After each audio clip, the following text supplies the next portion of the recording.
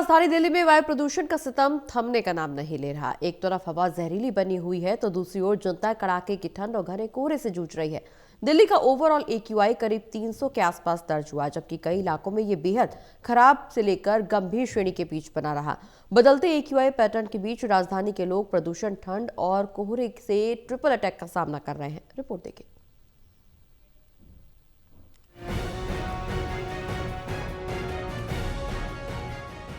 राजधानी दिल्ली में वायु प्रदूषण का सितम थमने का नाम नहीं ले रहा। एक तरफ हवा जहरीली बनी हुई है तो दूसरी ओर जनता कड़ाके की ठंड और घने कोहरे से जूझ रही है।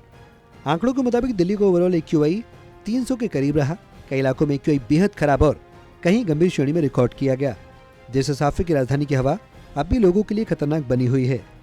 दिन ब दिन AQI पैटर्न में उतार चढ़ाव का सिलसिला जारी है, लेकिन ये गिरावट राहत देने लायक नहीं है।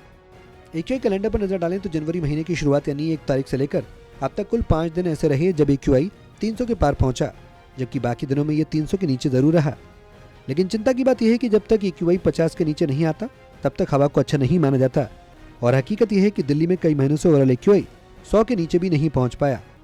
ऐसे में मामूली गिरावट के बावजूद हालात में कोई बड़ी राहत नहीं दिखती और लोगों को खास एहतियात बरतने की जरूरत है। कुल मिलाकर राजधानी इस वक्त प्रदूषण, ठंड और कोहरे के ट्रिपल अटैक से गुजर रही है। हवा जहरीली है, मौसम सर्द और विजिबिलिटी बेहद कम है। ऐसे हालात में दिल्ली वासियों के लिए सतर्क रहना और अपनी सेहत का खास ख्याल रखना ही सबसे बड़ा सहारा है। दिल्ली से विशाल सिंह, टोटल टीवी।